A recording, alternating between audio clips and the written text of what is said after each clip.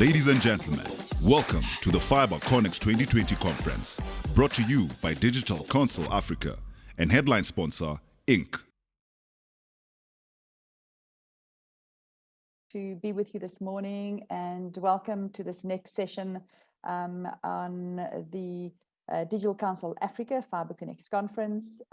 Today we're having a conversation with somebody that needs very little introduction. In fact, he's been a part of the telecommunications landscape for as long as most of us can remember. Certainly achieved a great amount of success in the sector. And it's my pleasure this morning to introduce Shameel Joosub.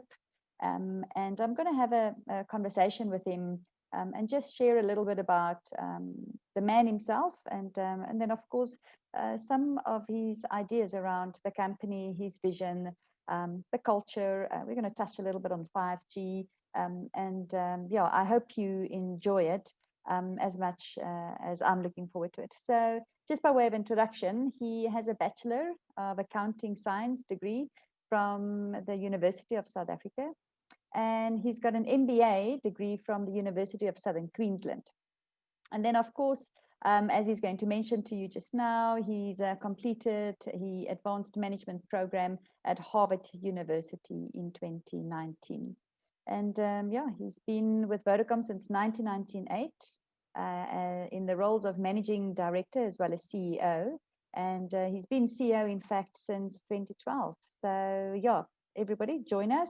And it's a very big honor this morning, Shameel, to have you as part of our event this year. Welcome. Thanks for spending and sparing us a little bit of your time today. It's always good to chat to you. I always feel a little bit more inspired once I've spent some time with you. So I've got a couple of questions, and for me, it's also important not just to always focus on companies and you know, their role in the sector, but it's also really important for me to talk a little bit to the people that you know, behind the scenes and that you know that do all the hard work and the heavy lifting, and to just showcase you know the humanity within the big organizations in our country as well. So you know, I suppose you've got people that you've looked up to. I've certainly got people that I look up to. And, you know, we're surrounded by great leaders, and I think we often mimic them and, you know, base our own leadership roles on them. And so I wanted to ask you, as Shameel Joosub, what is your leadership style? I think, firstly, Juanita, thanks for having me. I think the leadership style is very much, I'm a pusher.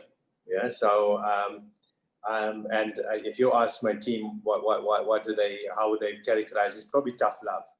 Okay. So, you know, I make sure that we create opportunities. When I say I'm a pusher, I'm not one to bellow in glory. You know, if we've had a good year, we've had some success, it will be, well done, guys. Okay, what's next? And my leadership style is very much looking at, because maybe it's got something to do with the way I've grown up. In my mind, I'm still a battler. And that's the way I grew up. You know, I've been trading from the age of 5 and always trying to find opportunities. And so it's very much about, you know, let's push ahead. That's the one. The second part is really, when I say tough love, I make sure that, you know, I create opportunities for my people, make sure that they've been properly developed and so on the one side. But, you know, I also push them from the perspective of not resting on their laurels, if you like, but and making sure that we constantly have that battling, fighting mentality, you know, and I think that's important because it's that hunger that creates the success. And then the last piece is giving back, and you know, giving back in different ways. You know, I make sure that we do a lot of development within the company so that we can grow our own timber, so to speak, and so that we push people out and give them opportunities and grow them and train them. And we've recently introduced a program forcing everybody to acquire one more skill. So every year you have to go and take on additional skill, which the company will pay for. And it's that constant push that's there, but also looking ahead, right? I think part of it's that hunger that I'm always looking at, okay, but that's good for today, but what about tomorrow? And what about the next day? And where are we going to be in 3 years' time? And yeah, I like to think that that's helped shape, the different companies that I've led over the years. I suppose more than anything in Vodacom, but yeah, so it's always, and then investing in those new opportunities and driving innovation and driving, and I'd say over the last 27 years, it's once pushed very hard in many different areas in terms of ensuring that we're always innovating and we're always creating new.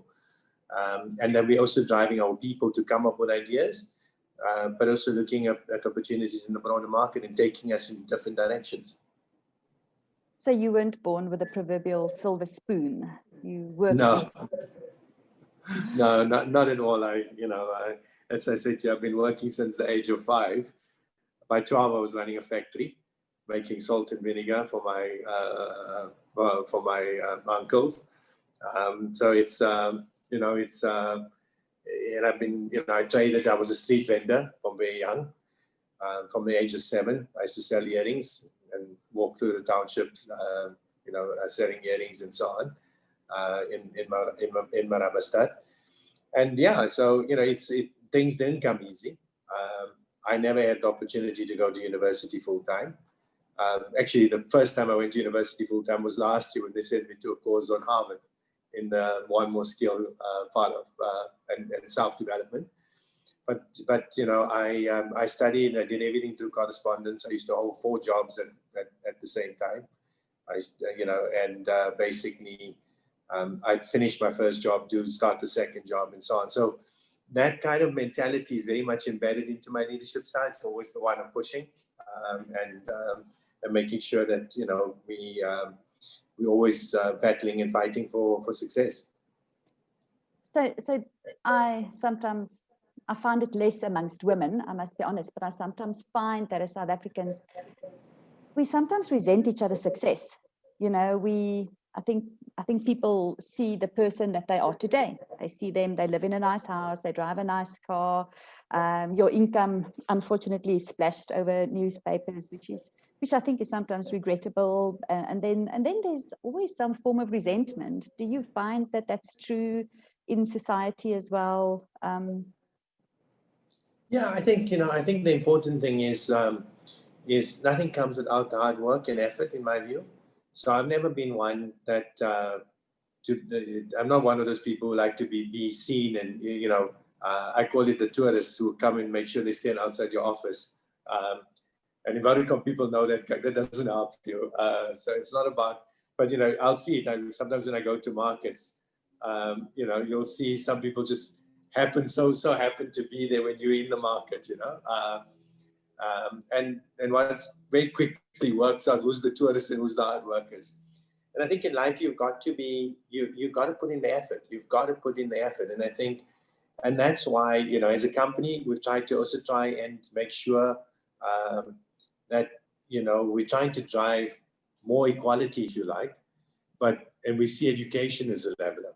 So for me, that's the part that can give you the success. It's hard work, commitment, and also taking advantage and studying and giving yourself the tools. And that's why we do so much in the education space, because we really believe that education can give you that level of equality. And to be honest, that's what it did for me, right? I didn't have the means to go to university full time. I had to start working the day I finished school, and hold 4 jobs. But it made it, and still study. But it also is, to a large degree, is driven who I am today. But nothing came easy. Yeah, it's quite ironic. Because when you can afford to study, you haven't got the time to study. Exactly. So what I'd say to people is 2 parts for me. Is one is when always remember there was a path for anybody to get there. And that path wasn't always paved. Yes, you will have cases like that, but it wasn't also paved with, rose petals, if you like. What you get is the effort you put in to a large degree. And of course, there's some luck in that as well. I think that's being in the right place, but also taking the opportunities as they come and present themselves to you, I think is important. But for me, the one important piece that's also key is giving back. So when you achieve success, make sure you're doing your part to give back to society. And that's key.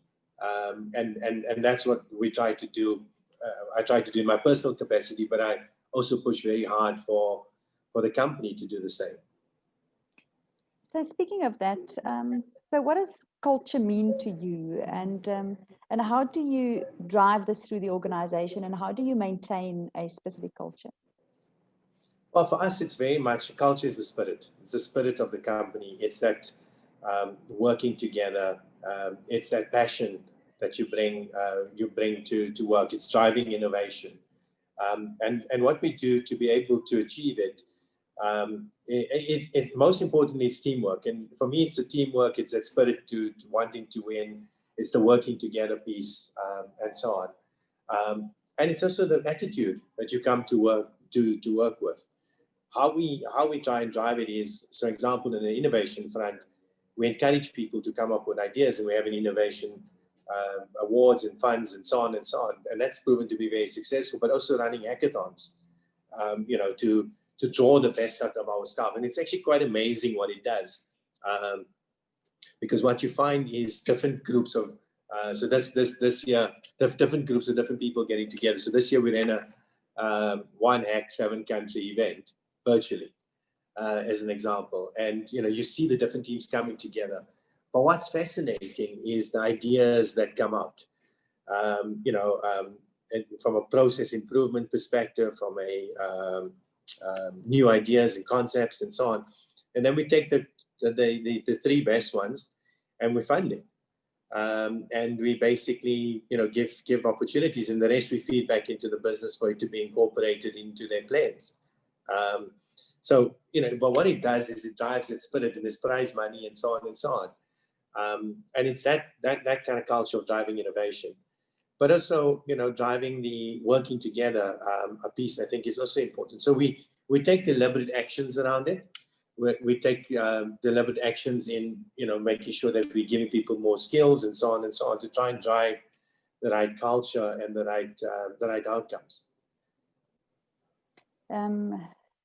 For certain, it's not hard to find TMT companies damaged by this failure to adapt and to change. So on that note, what is sort of your vision for Vodacom? Well, I think the vision really now entails, we've done very well as a telco, but I think we're now moving from a telco to a techco. And so I see that what will change is that, firstly, the forms of connectivity will change. So I think we need to have a bigger play in fiber as an example, but connectivity as such, whether connectivity is underground, mobile or wireless or in the sky, we have to basically be able to provide those levels of connectivity. And you would have seen that we did a partnership with Loon in Mozambique, and they call it base stations in the sky. It's the way I capture it. And I think the important part is that it will take different forms of connectivity. And our role is to, as an enabler for the economy and for the economies in which we operate in, is essentially to provide all forms of connectivity. So that's the first part. The second thing is, I think we've kind of evolved as a financial services player. Today, we have 120 million customers across our footprint. 55 million of them, or 46%, are buying a financial service product from us. That's almost a 20 billion rand a year business for us now. So it's become quite material in terms of the revenue streams that we're achieving, and so that's been quite big for us and quite an important play. And what we're also doing, you'll see, And in that context, we're also moving from payments into what becomes a full lifestyle app, right? And you would have seen the partnership with N Financial or Alipay, and that will be launching in South Africa soon. But the whole of M-Pesa will evolve into a similar kind of approach, and I think that's a big part of the play for us. So, and then of course building more services on top of that connectivity, both in the consumer space and the enterprise space, I think is a lot more, so that the phone becomes the center of your life, from where you pay, from where you lend, from where you shop, from where you save, from where you invest, from where you insure. So that's the one part, and everything personalized. So we're utilizing a lot of big data, machine learning, artificial intelligence now. And I think we're probably one of the most sophisticated telcos in the world in that respect. And that's working pretty well for us because of seeing the piece early on and making the investments early on. So that's going quite nicely, but also in the enterprise space, right? Helping corporates digitize, providing the connectivity, but also how do you help them to digitize? How do you help them to adopt robotics and agile and BI, business analytics and machine learning and so on. So it's helping small companies, medium companies, large corporates, and government with that transition. And we see that as our role going forward. And you will see our strategy is very much build, buy, or partner. Build in the core, so that's connectivity. Buy where you need to add more capabilities, and partner where I call it 1 + 1 = 5, which simply means that what you could have achieved on your own can become much larger through partnering with another capable supplier. And so we're evolving into the StackCo company, but building strong platforms as well. And so we have now our own insurance platform, our own loyalty platforms, our own financial services platform with M-Pesa, and now with the Alipay platform in South Africa, our own music platform, gaming, video, TV. So you can see it's going into a very different direction. It's not just about the connectivity, it's also about the services that you can provide to your customer. And then, of course, linking it all together into what we call a signature customer service program, so that we can make sure that we're providing the best service to customers. So obviously, I come from a fiber space, it's my background, but we're now trying to play a slightly bigger role in the sector. So I know it's not just a rumor, you've openly said that you're quite keen on the fiber space. How do you see the opportunities in that? Is it just sort of in the backhaul space, or are you quite keen on actually fiber to the home, or is it just as part of your 5G play? What sort of is your thinking on the market and the opportunities within the fiber space? I think so firstly, I think if you look at the evolution of what's been happening globally, you'll see it's evolving from pure mobile into mobile and fixed. And you'll see Vodafone is now one of the biggest converged operators in Europe as well. So definitely, I think we, as the telcos, if I'm honest, I think we're under-indexing on our play in fiber. So that's the first issue. I also think there's a bigger societal problem that we need to deal with, is that we need more fiber connectivity in South Africa. And for that matter, in all our markets. So in Africa in general, fiber connectivity is still very low. So I think there is an opportunity to connect a lot more homes. We have 16.5 million homes in South Africa today. And we need to be able to take fiber connectivity to almost all those homes, or to a large portion of those homes. I think there will always be a portion that's mobile.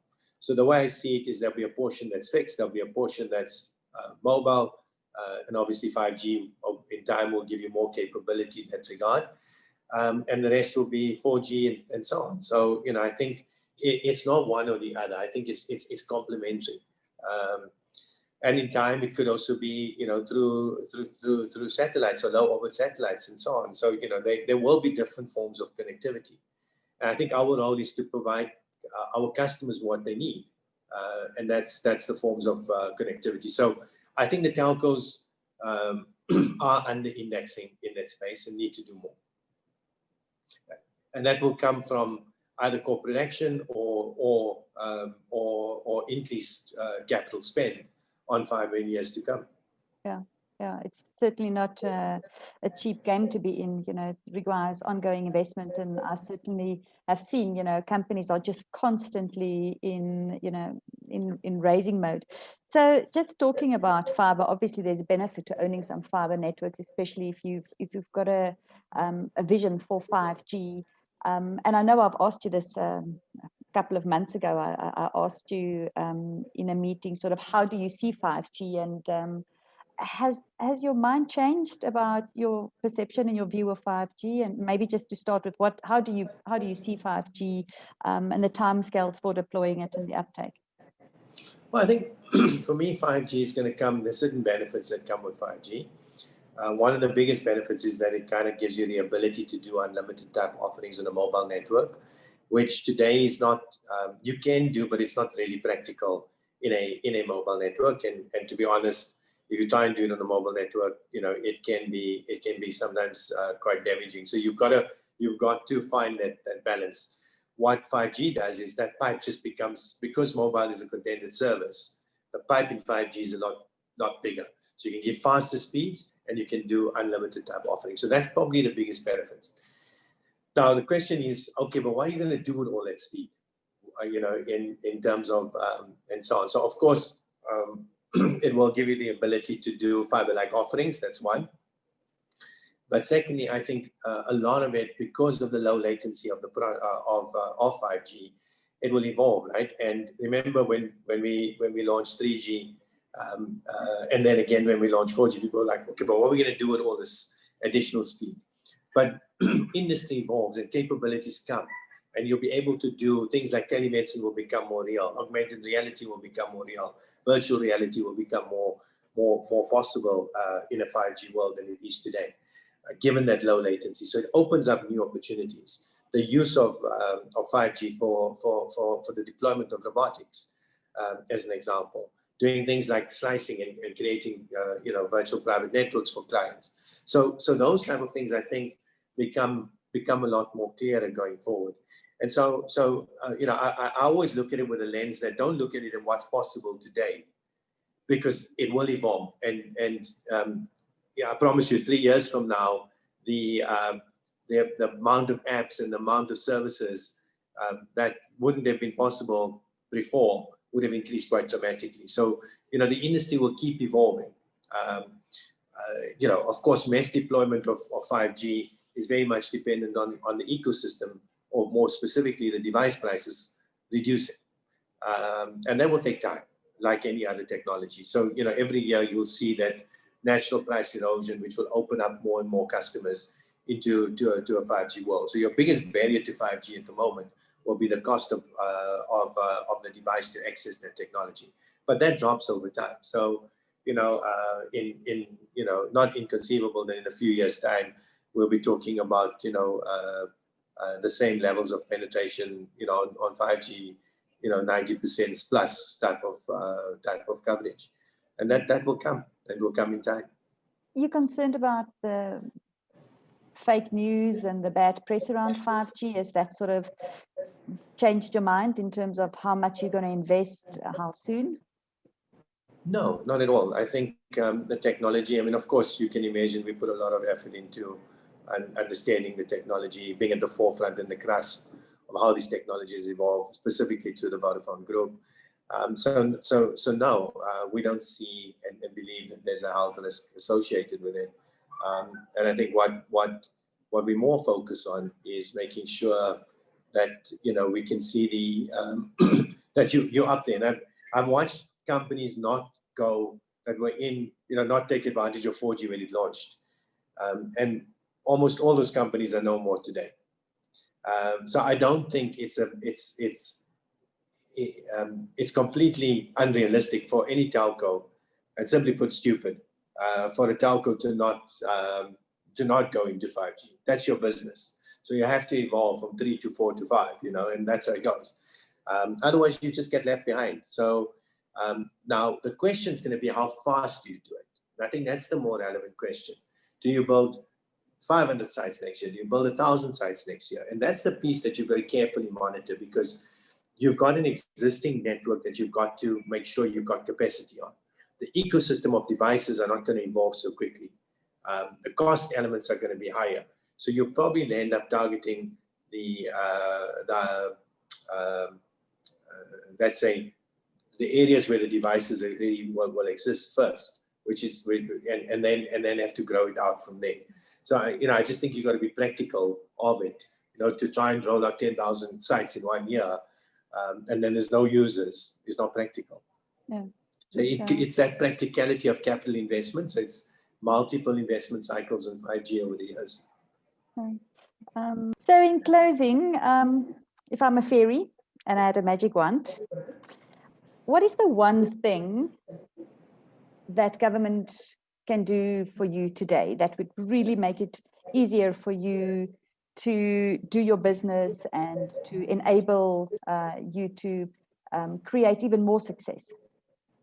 I think the first part is a little bit of embracing the fact that there's a lot of parts. I even saw it in your questions, in terms of the competition in telcos and so on. The reality is the telco sector is a highly capital intensive industry. It's not one where you have tens of players. Remember, we've got 6 licensed operators in South Africa. It's not 6 is very heavy in the telco sector globally. Generally, typically it's 3 or 4. So because of the level of capital intensity. So I think at the one side is we need to embrace that. That doesn't mean we don't need to use the opportunity to develop other companies and SMEs and so on. But I think at the back of so one is enable the telcos. We shouldn't be having debates about spectrum 16 years after being allocated in 2004. Let's be at the forefront of the technologies. Let's be embracing it. So create an environment that can help with that. Give us targets, give us goals, and make sure that we do it. Hold us to account, but make sure that we've been given the tools to create the success. So that's the one part. And then secondly, let's focus on the important things, because we also have a lot of noise about and we have different players in the market that like to create their own rhetoric and sideshows. I think what's important is let's focus on what's important and let's make sure that we're doing it. Let's create an environment that can bring the big companies and the smaller ones together so we can create more big ones. And sometimes you need the support from the big companies. A good example is IoT.next. Here was a small company, great tech, but it needed let's say the impetus that we could have given it, both with funding as well as access to distribution and so on, not just locally but globally. Today, and it's taken us 18 months, and the success is unbelievable. That the IoT business is growing 45%, and it's just become amazing. And that business in a few years' time will probably be worth $1 billion. Now, if you can build more of these, we've got very, very good tech in South Africa. Create an environment where we can help encourage the bringing together of the big and the small so that they can work together to create more opportunities. And that's our competition rules. And that's, so encourage more of this, because you want the bigger companies to put funding behind some of it. Another opportunity is fiber. So let's be encouraging of these, and even create incentives for people to do it. And then I would say create more incentives around for smaller companies, but even for bigger ones, to bring the technology and to make South Africa a hub in this new 4IR world. And those are the things that I think that government can do that can really drive the sector forward. And I think it's important because the sector is an enabler of other sectors. And I think that's extremely important. So it's not for Vodacom, it's for, the stance we've got to take is what do we do for the sector to drive it forward? Shameel, thank you for your time. I come from, I've said before, the fiber space. So, it's I've watched a lot of companies come out of the ground, literally. And I know what it's taken for the CEOs of those companies to build it, to get to where they are. and to have, the success and to enjoy the success of where they are. I certainly know what it's taken for you to have built Vodacom South Africa and the group as a whole, and to get to where you are. So congratulations, and if people don't tell you enough, well done. And we should certainly be proud of you, and you have got a lot to be proud of on yourself. So I know you're very busy. So thank you very much for giving us some of your time today. It's a big pleasure, and I look forward to catching up with you in the near future. Our next